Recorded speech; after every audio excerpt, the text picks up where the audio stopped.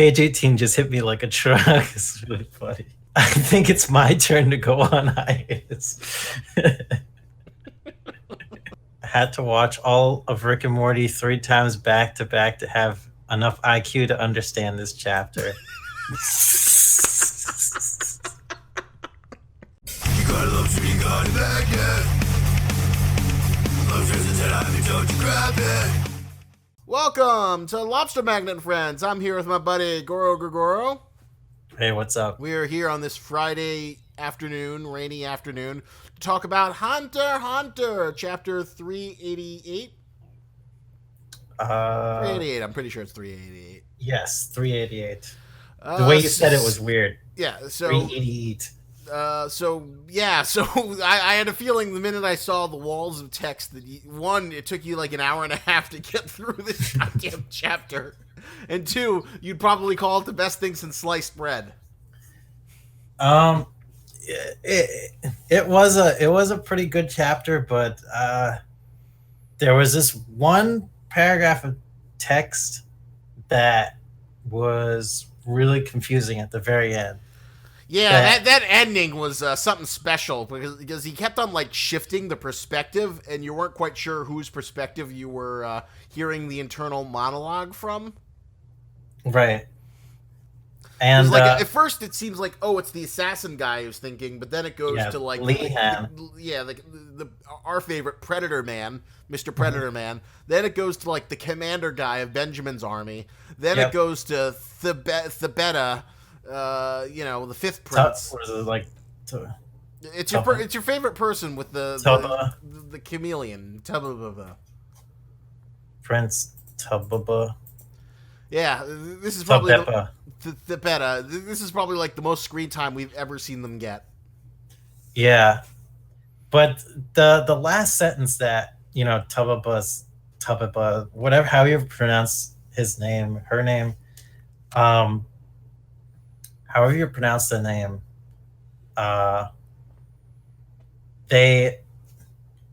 that last sentence that they internal monologue to themselves was really confusing to me. I feel like that wasn't a really good translation of it. It might not have been. Like, God bless the souls of the intrepid people who tried to translate this wall of Japanese text. This might be one of the few times where it's like good to have your Shonen Jump subscription handy so you can actually go and fucking read the goddamn thing. Oh, it is a she. Okay, I'm just looking it up on Wikipedia. Yeah, okay. Yeah, it's definitely a she. She just has like one of the very masculine, one of the more interesting woman designs. But hey, at least she's recognizable, unlike fucking Togashi, or Oda with like what's the sword girl's name? Togashi, I think. In One Piece, the cute little sword girl with the glasses, who's Zoro's maybe love interest if he wasn't asexual. Yeah, I don't. Tashigi, I think that's it. Fuck. Yeah, I forget her name too, but she's a sort of somewhat recognizable character if you can distinguish her from all the other female characters. Yeah, like I showed you that color spread. I don't know if you probably didn't get to it because it's more recent, where it's like One Piece women's clothes line, Japan fall collection, and then they had like 3 goddamn characters that looked identical. I spent like a half an hour just staring. Who is that? Who is that? You had Robin, you had Boa Hancock, who looks freaking identical to Robin. She didn't have the freaking earrings and the little snake around her neck. Snake around her neck. I wouldn't have been able to tell if it was her. You have Robin, who had that originally had that distinctive nose, has been chiseled off into like a cuter nose over time. And then you had Tashigi, who did you meet Okiko in Wano yet? Okiko? Oh, I think she's like the samurai woman. You probably should have. Tall samurai woman, black hair, looks exactly like Robin and all the other ones. Wears a kimono. There's a lot of women who wear kimonos, but there was one who was like a tea house like servant. That might have been her. She looks exactly like Robin. Maybe not exactly. She's like a cuter sort of younger version of Robin. I guess maybe. I don't know. The whole point is you've got like these, 4 or 5 characters. Like you got to read the Reverie. Do you like the point when Vivi meets up with Rebecca and then they both the same panel and you can't tell which is which? Yeah, that was really Jesus Christ, fucking... Oda. I know you. I think at that point he's like realizing to himself, like, oh fuck, what did I drew myself into? I drew literally the same character. Holy Jesus Christ, you have like 3 characters who are like the same goddamn design, all meeting up, and Shirahoshi's like the same fucking archetype. Well, sort of same. You could at least tell her apart, though. Well, because she's like a fur man, but she's got the same goddamn face. Giant mermaid, yeah. If she wasn't giant and she didn't have her merwoman, she'd look exactly the goddamn same. Oda, I love you, but Jesus Christ, come up with like interesting other designs for your women. You've done it before. I love Big Mom, but spread it out. So the whole point of that rant is that, like, as unattractive from a conventional heterosexual point that Thebeta might be, she's not a design I'm gonna forget. No, exactly. So yeah, it's like Togashi, he's through the amount of characters he's introduced, he's able to make sure, like, it's really it's actually a really good job on his part, like how Togashi is able to create all these recognizable characters. Like I'd say Oda's probably the more varied artist than well, I don't know. That's interesting. Who do you think is the better artist, if you had to put it? Well, I mean, Oda is, definitely the better artist, like, in general. Oda's obviously got that weakness with drawing women. Togashi, I think his strength is, I mean, he has good strength in his character designs, like making them recognizable even after many panels of not seeing them again. Like he's like able to analyze like how the facial features are spaced together. Yeah, because it's interesting when you think about the princes. Like they're all like they all have like really not like iconic, but they do have like really distinct designs. Like you could tell them apart. They're all like there's a big variety. There's like the big brawly man of Benjamin, who's like really big. You've got like the little fat rotund Jesus freak princess of Tyson. You've got the Thebeta, who's this sort of like androgynous thing, which is kind of an interesting design. They all kind of like it doesn't feel like there's any repetition. Yeah, I think every single one of Togashi's characters, like, there's nothing like, there's not a lot of like, there's something with art called like same face drawing, where you basically keep on repeating over and over again, drawing the same face over and over. There's not a lot of that with Togashi's, character art. I mean, every now and then you might see, like, sometimes that leaks into a little bit of like the style, like that's just their drawing style kind of thing. But yeah, he's able to diversify enough so like each character is very distinguishable on their own. So it's like, I don't know, maybe I've just been waiting to like discuss. Eventually, once you're caught up on One Piece, I'll figure out a time to like do a big massive catch-up review with you and good old Zavul.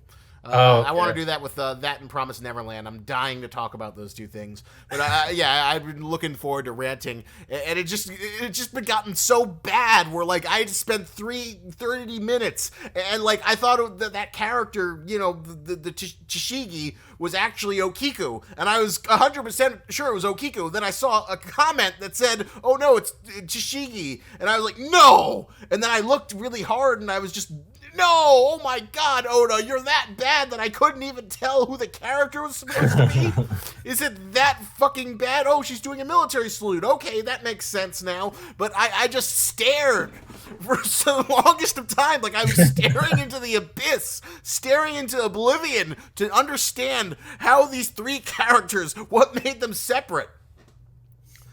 Yeah. You know, Oda, I would like try and hide it, keep the characters that look the same like far away from each other. Yeah, but at some point, you know, if he doesn't kill off his characters, they're eventually going to meet sometime. With how, you know, crazy Oda's stories go. Yeah, it's fascinating. It's fascinating. Well, anyway, let's get into deeper Hunter x Hunter. We'll break this up into two segments. First, let's talk about Kurapika's incredible Nen plan. So we were discussing the logistics about this on the phone. So the interpretation is that Kurapika, you know, turned on his Emperor's Time ability to do his, like, dolphin transfer, to transfer Bill's ability, give it to another person, take it back, and then because apparently this is like a passive form of, like, hitting someone with Nen, that you can, like, gift it to them, and then that'll just sort of awaken them, and then they're off to the races. Exactly. And yes. Kurapika's idea is that, like, because Nen is so dangerous and unpredictable, that, like, you know, an experienced soldier, if they see Nen coming out of your body, you know, they're not going to attack because they have no idea what crazy bullshit you'll come out with. Yeah. Yeah, so in that respect, you kind of have to be a little bit on your guard. Like, it's kind of like, in a way, everyone having, like, an armed, like, being armed with, like, a pistol. I guess it's the Hunter x Hunter equivalent of open carry. You know, oh, we'd stop all these shootings if we just had people with guns everywhere. Only instead of guns, it's everyone has a supernatural nanopower. Oh man, and now we'll get the kind of political commentary of political metaphors of, like, you know, the benefits of open carry versus the disadvantages of open carry. Oh yeah, we would have saved those synagogue people if only they'd had the foresight to have a fucking, you know, person with a gun. Every church has a gun. Every school, you know, that's what will stop it all. We just have good guys with guns. We need more Nen users as teachers. I would almost love that if, like, that became, like, a recurring subplot. That, like, you know, the only way we're gonna have peace, maybe this is Togashi's form of reflecting upon the situation in America. Open carry Nen users. That's the only way to stop Nen violence in the ship. If you're right that this, like, you know, entire microcosm of the fucking whale ship is supposed to be a microcosm of the world and society in a country where we have higher classes and then the lower classes and then the mafia that works with the lower classes that are actually connected to the higher classes, and then the only way to maintain stability is to have open carry Nen users.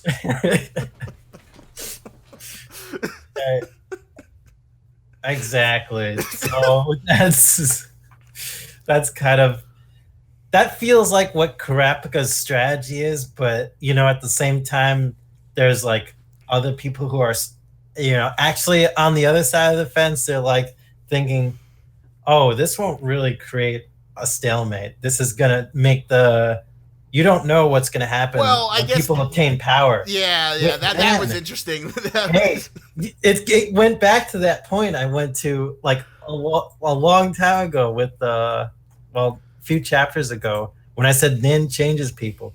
But did you not read that panel? Yeah, like, I read so that. I thought of you. Like I thought of you. But it was, like, very, like, you know, it was very foreboding. It wasn't like, oh, Nen changes you better. It's like the idea that, like, you know, if someone's poor and then they get wealth, they don't necessarily keep whatever humble, poor values they have. You know, the wealth changes them, turns them. It wasn't my point to say Nen makes you a better person. You were kind of implying that the Terror Sandwich was going to become a better person. No, this panel, it emphasizes my point exactly what I meant.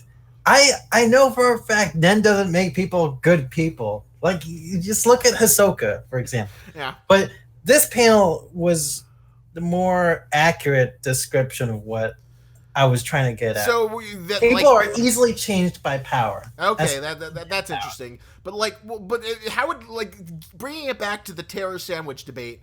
The terror sandwich is someone who already has political and financial power. Now he has spiritual power, which just gives him more ways to hurt people. How is that going to make him a better person? Well,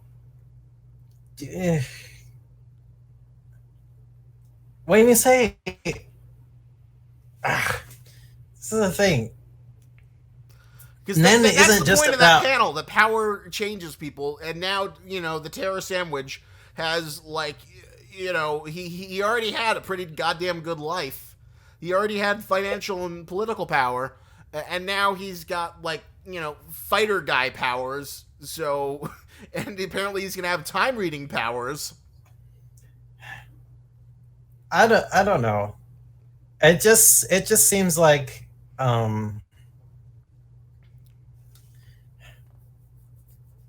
God, it's a good question, but it's because I said before, Nen is such a mental discipline.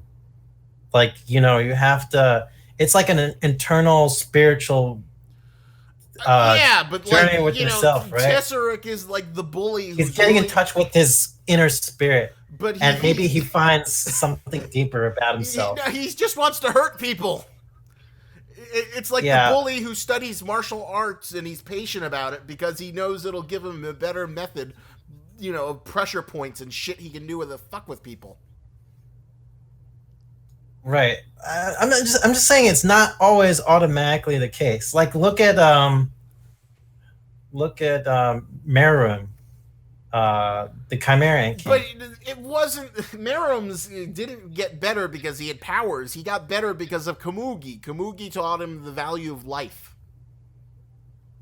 Right, and in a way, his connection with Komugi, getting more powerful with, that. What game was it again? It was Chinese. Chess. It was like a fictional game that doesn't exist.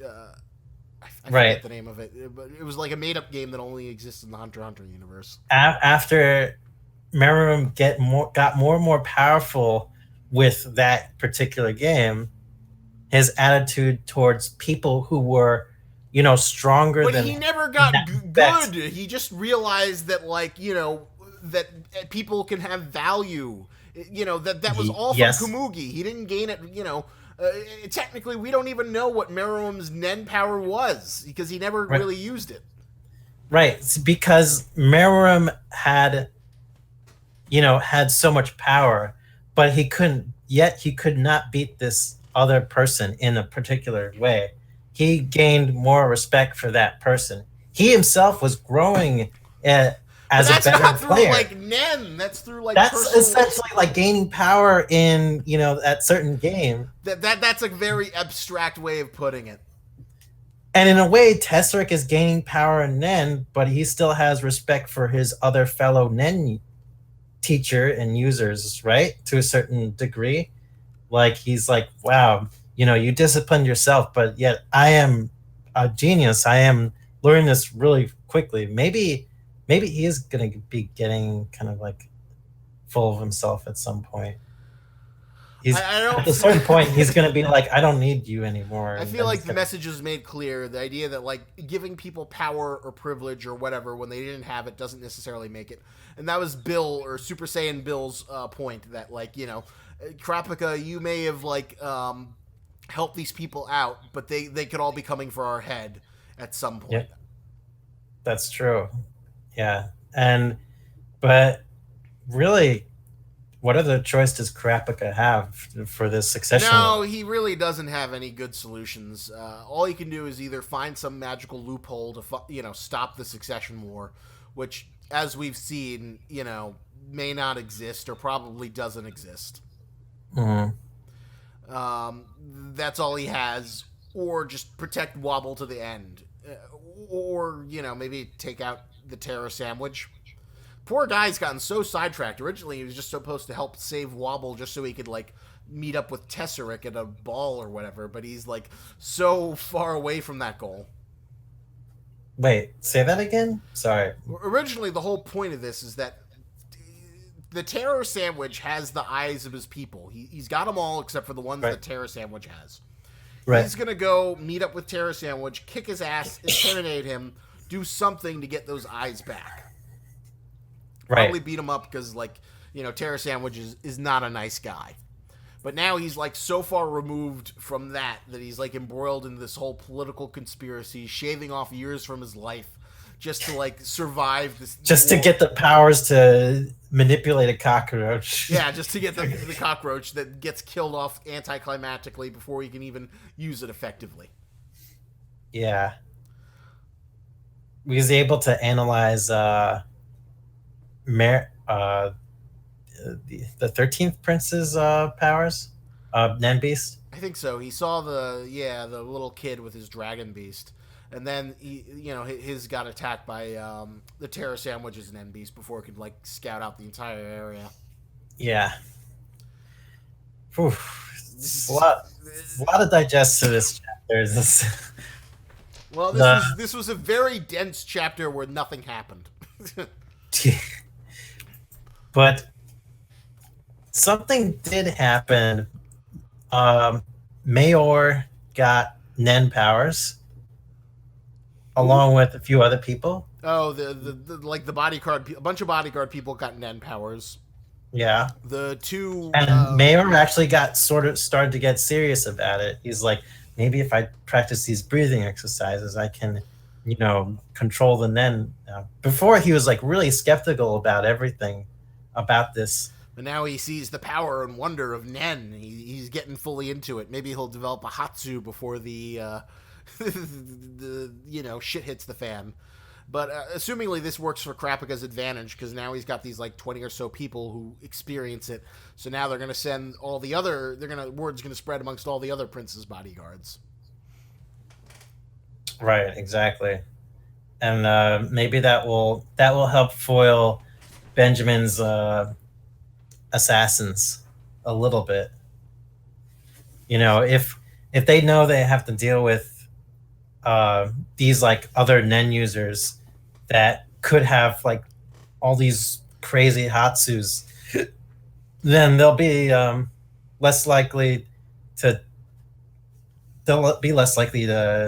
take chances to assassinate the princes. So what do you think of our favorite guy, Mr. Predator, hanging out with the beta? Where he's like, I want to go take them out, but I can't because of the blah, blah, blah. Because the Nen Beast was hiding. Right. Yes. Yeah, that's kind of unfortunate for Lehan. I think they should switch with him at some point. It's like, well, he's like half the time he's like wondering if he should if he should just release it anyway, or if he should go for 9th Prince Hockenberg and just sort of be on his own. And then there's the beta trying to figure out the assassin thing. It's like, how was Sail? I need to figure out if it's an Nen ability or if it's a poison, and I need to do toxicology. And does anyone else know that Sail is dead? And all this other shit. While Predator is waiting to kill him, and the guy's wondering, if I can't see the Nen Beast, then maybe I should just, go rogue and take out Hockenberg first. The thing about how come they didn't reveal that Sally was dead? Because they revealed a whole conspiracy thing. Remember when Momose was strangled? Yeah, but they revealed that pretty quickly. I guess maybe his troops don't want it to get out or something. That I'm not sure, but I don't know if they did an announcement. It's kind of weird because they still treat it like, oh my god, I can't believe the prince is dead. This is so bad. But at the same time, it's also, this is expected. They all know what's going on. Yeah.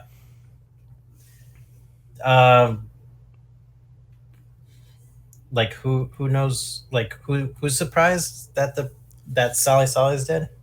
Thibeta was surprised. She was surprised that he was dead already. Well, I thought that there was like a whole thing about where she needed to confirm his method of death, And the whole point is that But like they implied that she was like sort of like figuring out that yeah, she was implying that there was a conspiracy that Salazar wasn't actually sick, but he was really just dead. yeah. Yeah. So it seems I that don't think like, she was so much well, surprised. all right. So She was, like, that changes analyzing. things. I forgot about that. So basically, that confirms that they're kind of hiding it from the public. Right. That's what That I. Sally doesn't. That, Sally. Because like I think they couldn't hide Momose's death because someone was shocked about it. They found him. There was like a maid or attendant, but Sally they can kind of cover it up. And she's figuring Right. out that he's dead, and then she's gonna like figure out, oh, Benjamin's guard was with her. I wonder what that could have done. So this is interesting. Why they didn't reveal his death? Uh, so strange. Sorry, what was your question? What was my question? I think the beta is gonna figure out that like Benjamin's guard is somehow responsible for Sally's death.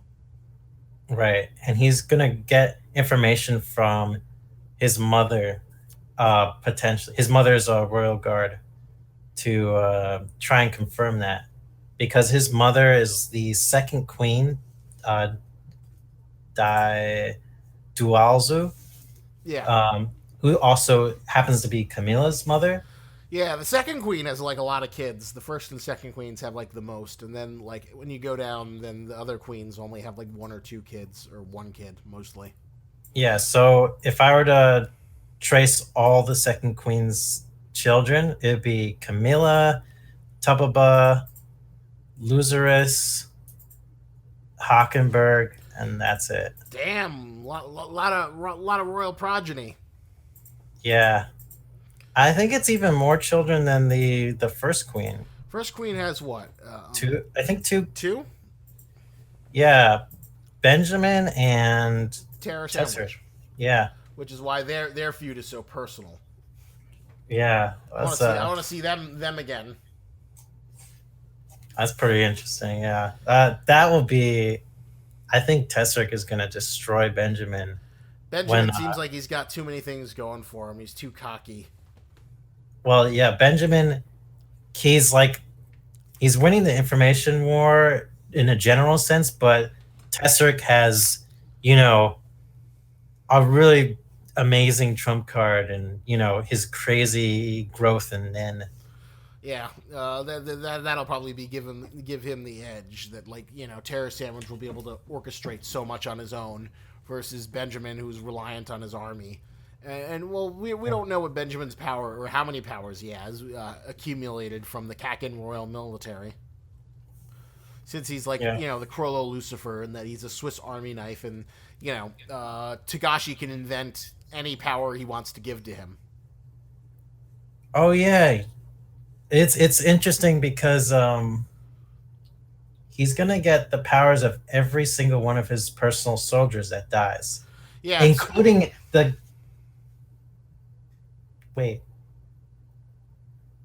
including the soldier that committed suicide for Hockenberg, right? assumingly, but we don't know if there's any special things that apply to that because that's an extenuating circumstance. For all we know, that assumingly you should get that one. So he'll get the And that would games. confirm. And that would confirm if he died or didn't die. True.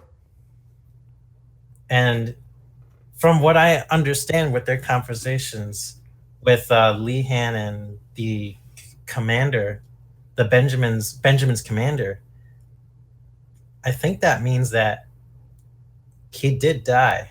So the soul of Hockenberg's other soldier probably went back into his original body and not Benjamin's soldier. Do you know what I'm talking about, right? Yeah. That whatchamacallit, Benjamin Soldier. His body's dead, But we don't know if his consciousness is in the body of Hockenberg's bodyguard guy. Right. But if his consciousness was in the body of the Hockenberg's guy, then there would probably be some discrepancy in how Benjamin's Nen ability worked. In that case, I don't think he would gain the powers of his soldier if his soldier spirit still lived on in a different body. Yeah, no, I don't think he would either. But we'll have to wait and see. But like the whole point is like we don't know how many soldiers have died for Benjamin, so he could have like 1 billion abilities. Well, we have a pretty like you mean in his total lifespan. Like in his total lifespan and all the shit that happened before the Succession War. So let's see. From my count, just from this whole trip, there's 1, 2, and 3, I believe. But where's the third? Well, he definitely has Yup Man's power. Remember Yup Man? Yeah, Yup Man. I forget what his power was. I forget too. I don't know if he showed it. I think he got killed before he could. Yup. Kurapika was able to get his powers. Little's known about this ability.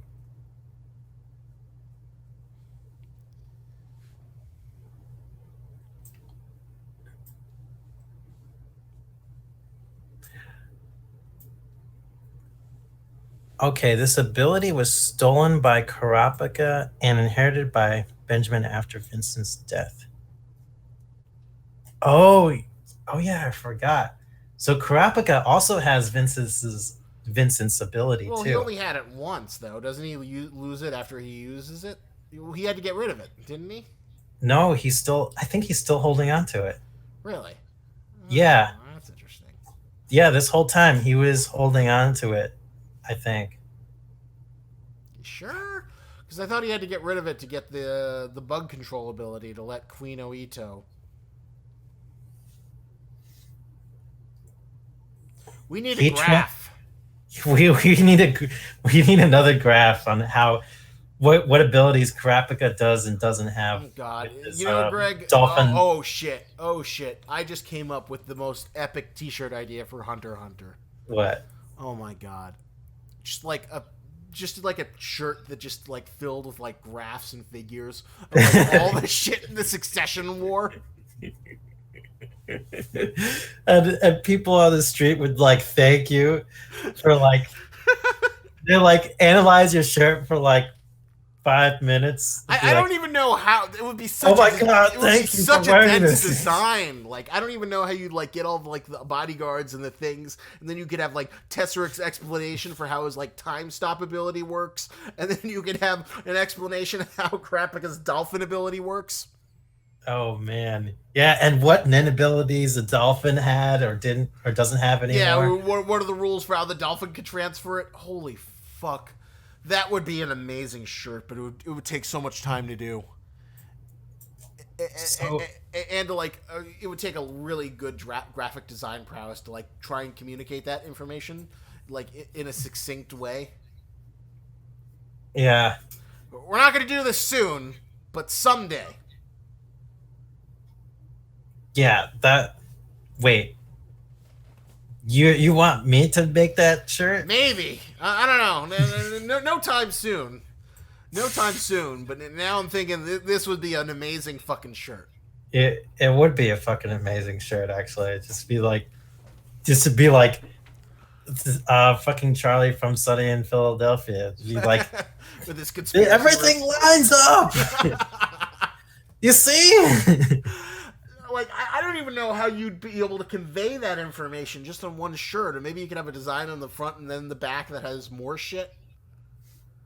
Yeah, I don't know how Togashi is able to do it. So, it can be done. Just don't know exactly how. Holy fuck, that would be epic. Yeah, it would. Okay, so back to the second half of this thing. What do you think of the giant wall of text, which is basically like Togashi's way Page of like 18. bam, just hits you the wall of text in the manga. Yeah, you know, when you joked about it at first on your video, I was like, on your Hunter x Hunter video, I was like, it's not a wall of text all the time. And then I saw this page, and I was thinking, oh yeah, now it's finally happened. It's the prophecy has come true. It's a wall of text. It's a wall of text. I wonder if this is his new, like, oh man, my hands are getting cramped. I don't want to draw. You know, I'll just put a huge ball of text. Yeah, that's how I'll get around it. I'm just gonna like paragraphs and paragraphs of fucking text. I think that might be part of his reasoning, actually. Like the fact that he has no illustrations in like the bottom half of page 18 is just like it's really it's I don't know. I think it I think feels you like can you get want at to least call one. you want to call him one drawing in there. You want to call him lazy, but like because everything's so complicated, you don't have the heart to. Yeah, basically. There's a lot of shit going on in his head. You can see, like, just from everything that he's written down. Like, he needs to get this shit on in, you know, a written or drawn manga format. Like, it just needs to come out of his head right now, you know? Yeah, I don't doubt that he's like this mad genius. It's funny because like I think Oda's like, you know, a mad genius who can only communicate through his art. While, you know, and if you talk to Oda, you know, assuming you could get past the Japanese barrier, he'd probably sound pretty stupid. No, he's got a great storytelling sense. Yeah, but I don't know. Like, whenever you read interviews or you, like, read the SBS answers, like, or I don't know, maybe he just likes being goofy Uncle Oda. But I don't know. I just get this feeling that Oda's like this savant who's only able to communicate these complex ideas through his, you know, his story and reflect all of his interests in that. While Togashi's, like, more of an analytical genius who, you know, likes to reflect whatever interests him in the story he's doing. Right. Yeah. Oh man, I feel like he must feel like he drew himself a little bit into a corner with this the whole Succession War thing. It's like it's kind of amazing. Like how do you write something like this? I don't know. And stay sane. I don't know. It's kind of impressive. I'm almost wondering if, like, you know, this is more plot threads than fucking George R.R. Martin. Whenever Zavul finishes catching up to Hunter x Hunter, we'll have to ask him what he thinks is more complicated at this point: the Succession War, or, you know, the billion plot threads in you know, the Game of Thrones books. Man, oh, you know, in some ways, that's kind of one of the reasons why I like.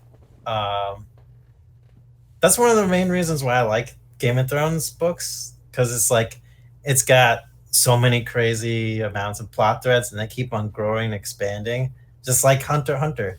In a way, that is Martin's biggest sin. He just keeps on adding shit again and again and again when he really should be like wrapping shit up or, like, you know, bringing things together. And Togashi's just like so many layers. This is like the infinite pancake. Yeah, this is. I think Togashi may even be more. He's more ambitious than George R.R. Martin is with his plot threads, I think. I don't know. We're gonna have to, like, do an official counting where we, like, you know, we'll list all the plot. We'll list all the plot threads in Game of Thrones and all the various side things in the books, and then we'll list all of the ones in Hunter x Hunter, and see which one, you know, the Succession War, which one has more. And it's really a cool way to tell a story, because, you know, you get this whole, you know, world building aspect to it too, where it's like you get a sense of the bigger picture as well, just of, you know, everything that's going around in this universe. Hey man, you remember when this was all just about Beyond Netero going to like a cool continent with like crazy like fucking animals and shit? Remember when this was just all about that? Yeah, and the how many calamities again? Oh yeah, the 7, 8, whatever calamities. Remember when that was like the big looming threat that everyone was supposed to be afraid of? The 2-headed snake Hellbell. Yes. And the Byron, Byron, the human sphere, Byron, the man-eating beast, Pabu, the unending disease, zombie. Remember when that was supposed to be cool? Yeah, I remember. I'm still like hyped for those things, honestly. Oh my god! Maybe oh my god! It's the man-eating beast Pabu. It somehow got in here during the banquet. Hisoka's fighting it. He's got a word. Let's just deal with Pabu right now. I feel like almost like this is gonna build up so big, and that Togashi's just gonna like throw a monkey wrench into it and just be like fuck it all, and then we just won't see like half of it. Yeah. Like kind of like how like the spider arc just ended with a hostage exchange, and Kurapika didn't get to kill all the spiders. Yeah, I felt like killing the spiders would have been too soon anyway. So you like having them around? Yeah, I mean the spiders were developing are still developing into really fun characters. I still think you could kill a bunch of them and, not lose too much sleep over it. I think Frankenstein guy could get killed. The Nobunaga guy could get killed. You know, the little kid with the... I would enjoy seeing some of them die. That's true. Like, which are your favorite ones that you'd like to see die? Any one of them, but Crollo and sewing girl. Machi. So any one of them are maybe game? Vacuum Girl. I feel like that Finks guy's kind of arrogant. I feel like Hisoka's got to get to him.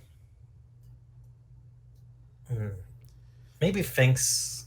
I don't know. I kind of want to see Finks like kill some of Morena's men or something like that, and then you want a nice action sequence with him. Yeah, I want some more action sequences with some of these fighters. I feel like maybe the waifu spider, they'll go after her. Remember her, the one with the vacuum? Right, vacuum lady. Yeah, I think it'd be interesting to see like Hisoka and her have like a sort of honest fight, a little bit. But I don't know. Hisoka and who? Just get killed. Oh yeah, I feel like Hisoka's not gonna have an honest fight. I feel like he's gonna be. He's coming for blood. He's gonna be dirty. He's gonna kill them in the worst ways possible. God damn it, Hisoka! Ugh, you know what Togashi's gonna do? We're getting close. We got 2 more chapters until the expected hiatus point. Oh, so you think on the second chapter he's gonna make an appearance? I think the worst thing he could do would be to like have the last page, and then we see Hisoka, and then it says Hunter x Hunter will be on break. Stay tuned for further developments. Oh man, that would be a really. Then you and me would spend like 20 minutes just going, waving our hands like stupid Muppets in rage. Yeah. In impotent man-child rage. Oh, so maybe we should get back to the chapter. Okay, let's get back to the chapter. So what do you want to say about this huge wall of text where it shifts perspective and it's kind of confusing? Even as much as you love Togashi's text, even you found some things confusing. So it was interesting. There was this. There was a little bit of a translation error that I noticed. In the chapter that I read, they said when they gave Nen to one of the handmaidens, Kurapika wanted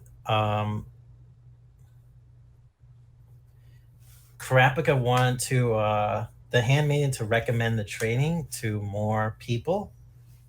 So he tried to get the handmaiden to tell 10th Prince Cacho, and what the translation wrote, 6th Prince Seiko. But what he really meant was 6th Queen Seiko.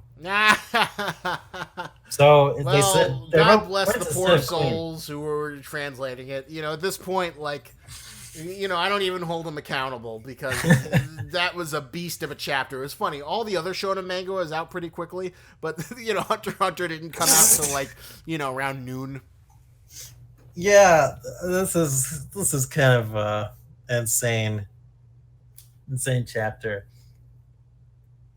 And then there's that last sentence that Tubaba says in her inner monologue.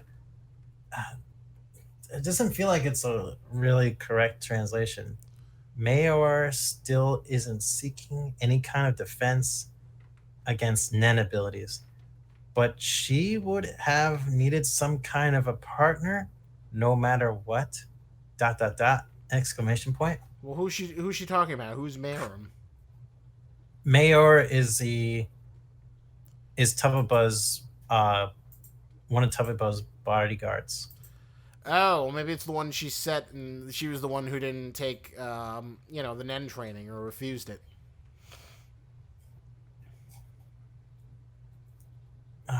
But the whole sentence is confusing because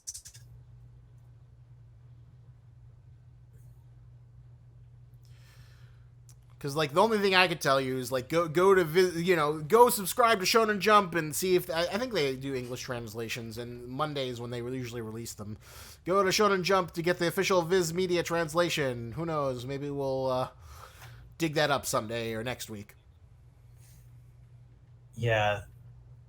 Oh man, it's really bothering me that one last sentence, because like I just can't make sense out of it. If someone in the comments understands Tababa's last sentence in her inner monologue, please let me know in the comments. Maybe it was actually Killua who was coming, is going to just burst into this arc. And it's from him. We don't know. Yeah. But if I had to guess, I think the whole purpose of all those monologues was to show that Kurapika's attempt to set a stalemate was kind of working. Everyone's like so afraid to move that they're all petrified of everyone's Nen abilities. And is that going to quicken? Is that going to expedite Benjamin's assassins, though? Because everyone is starting to become more equally armed.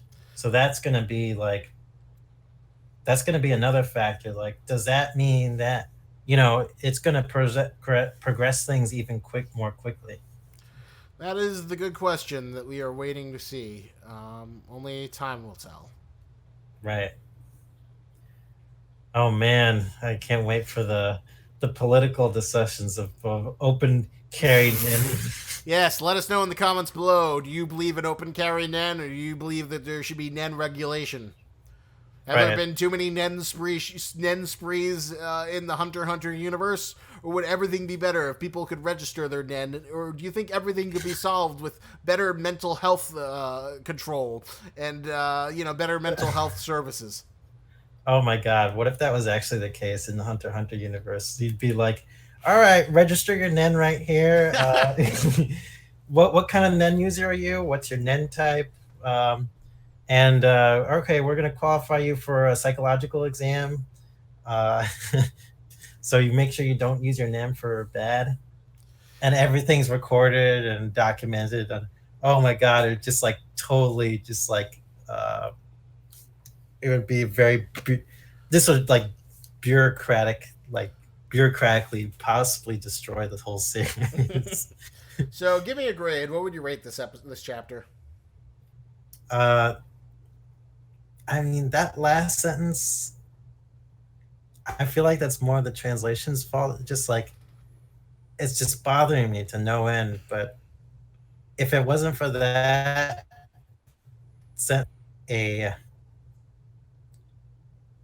I give this chapter an 8.5. I'm surprised you weren't like 9.5. I'd give it a 7.5. I think the Kurapika training thing has like been one of the least compelling story things. And, there are a lot of plot threads I want to see a lot more than that one, but we got the most convoluted, text-heavy... Togashi did it, man. He destroyed the barrier of manga and turned it into a light novel. Better than Goblin Slayer. Yes, way better than Goblin Slayer, that's for sure. Yeah, well, actually, before we head off, 7.5, 8.5 for you. Tell the people before we eventually do our video. So, how you feeling? We're still watching Goblin Slayer together. I vow to quit as soon as Goro is through with the series, but Goro's still holding on even after an abysmal 4th or 5th episode. Yeah, it was the 5th one. I might give it one or 2 more episodes, and then I'm gonna. You were so forgiving. I'm gonna try and slay the Goblin Slayer. I hate to say this, but fucking Black Clover is like a more interesting universe than Goblin Slayer. Ugh. You know what's really irritating about Black Clover though? It's like using all the very generic shonen tropes to try like it's an interesting universe at first too. It's like you're breaking up under a little the bit. veil of like the very magic system. I mean, I'm sure the manga makes it is, but I don't know. I just can't bring myself to like anything about Black Clover right now. What brings you to like about fucking Goblin Slayer? Is it the slaying the goblins? At least it's a cool Dark Souls design for the main character. Like us is like completely stupid, and Goblin Slayer, there's not a lot of overly stupid magic. At the very least, it's like more methodical use of magic. I think a little bit. Well, it's more generic, like Dungeons and Dragons. We're like, in Black Clover, Each it's spell has like a number of uses. Well, yeah, and in that respect, it's like Dungeons and Dragons-y might be seen as a little bit stupid how like Dungeons and Dragons comparatively wise it is, but I mean that's fine. I think for a story to have like that kind of rule about the world, being it more like this is like a tabletop game, so let's make characters openly talk about the number of uses of spells they have. But the idea of like having this is a Dungeons and Dragons game played by the gods is dumb. Having like a guild hall of like, oh, let's hand out missions. Okay, today you're gonna slay a dragon. Today you're gonna slay a troll. All right, there's a certain amount of copper and gold for each of these. Well, I think the thing that like really offends me about like the Goblin Slayer world building, and like it's definitely bottom tier compared to the Black Clover world building, which I'm not a huge fan of, but at least it's like, oh, these are the Magic Knights, they have designs, you're a part of the Black Bulls, you got this Black Bull sash and whatnot, and this is very generic. The whole magic system itself is generic, so the whole world being built around it is just like still generic. Like, how is that any worse than something where like they go back and forth between like, oh, this is a fantasy world, and then they talk like with like RPG video game logic? Buff up your defense with some mail. At least that's more specific. At least it's like specifically. It's like based on like. A quantified. It's like more quantified system. But than it's like a fucking video game. Generic is fucking magic. It's like a fucking video. Oh, let's just use my magic. But it's a fucking video game. I'm gonna use my whirlwind magic to blow you away. but my whirlwind magic is more powerful than your whirlwind magic. This is an incredibly great world I'm in. This is I'm gonna I can't use magic, but my magic is the power to stop other people's magic. I can only use the spell 3 times because I'm in a video game, but it's not really a video game. Hey, this sword. At least there's numbers attached to those spells. There's like a limit. There's limits to the spells. I can't wait to get this copper for this gold so I can rank up. Oh, I've got enough experience points to rank up from porcelain to ruby and gold. I like it when there's some limits in place when it comes to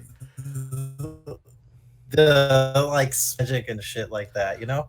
I just like I think they're both bottom tier, but there's something inherently lazy about Goblin Slayer where it's like, how should I say this? It's like a Halo book that like feels like it's like, you know, not trying to tell a story, but like the Master Chief had 2 grenades. Then he walked up and picked 3 grenades. Then he could throw 2 more grenades into a thing of elites. But he couldn't break the shield. Then he used his magnum shell.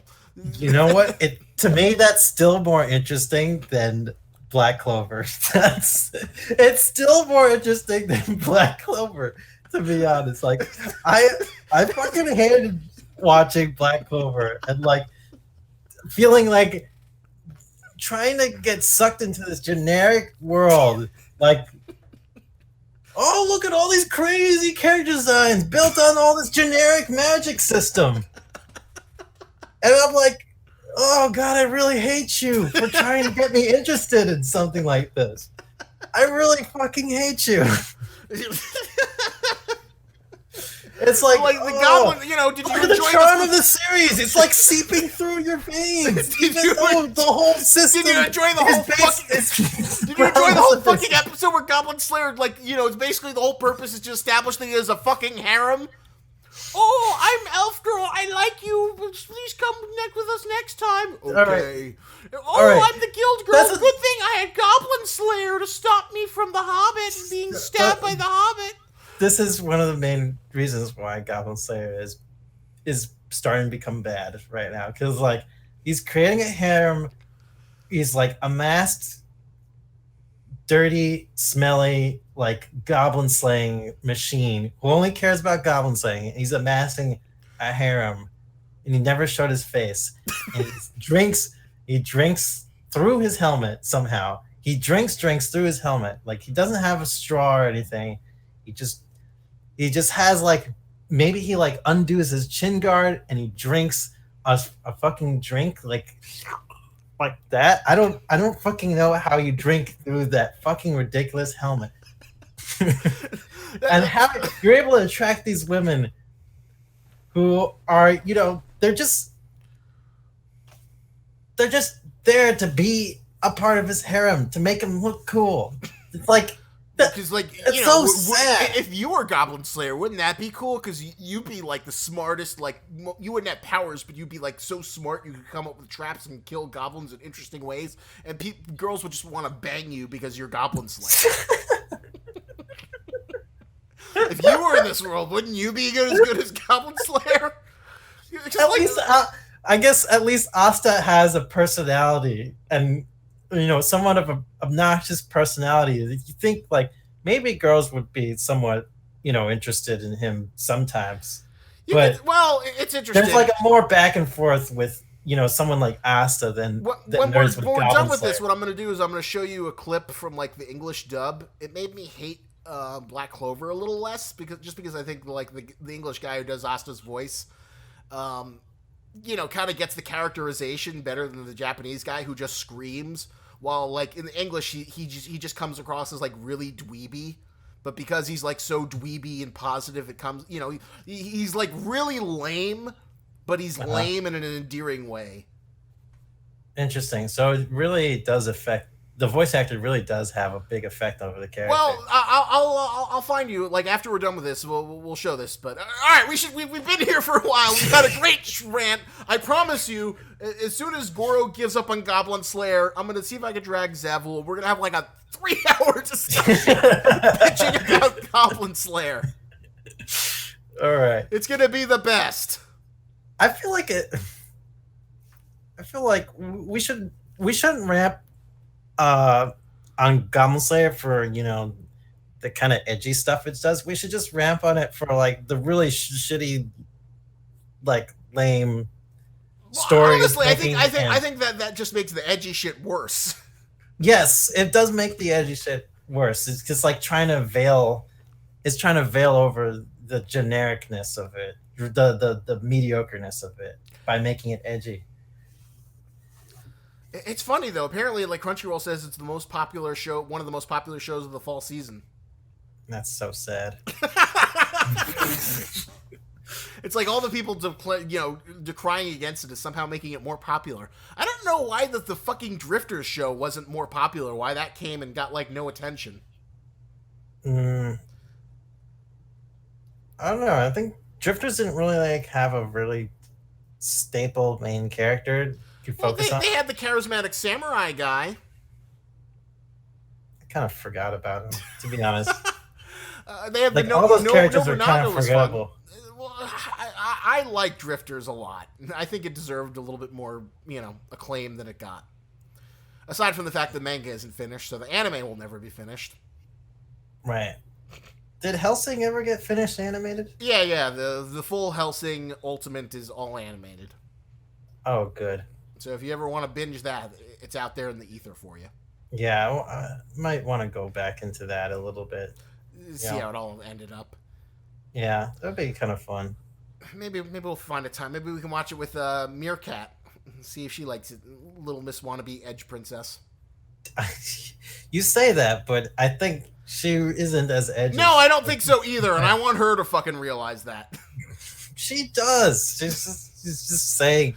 I don't know. Maybe I'm still bitter about how much she like poo-pooed upon the earnest sincerity of My Hero Academia, and for Deku's honor, I want to make her eat her own words by like shoving Edge down her throat. Well, you did kind of like bring her in the middle of the series. Like I think that first episode really kind of like grounds you in the world. Yeah, it does sell you a little bit. I don't know. And the main characters. I thought the recap would have been enough to get her emotionally engaged, but all right. So let's end this. This has been a long, super fun adventure. I enjoyed this. Hopefully, you enjoyed this. This was probably one of the most fun I've had, yelling and screaming about Hunter x Hunter in a while. Yeah. Yeah, that was a good rant. All right. So thank you for hanging out with us, and remember, lobster's antennas, but don't you grab it. See ya. Bye.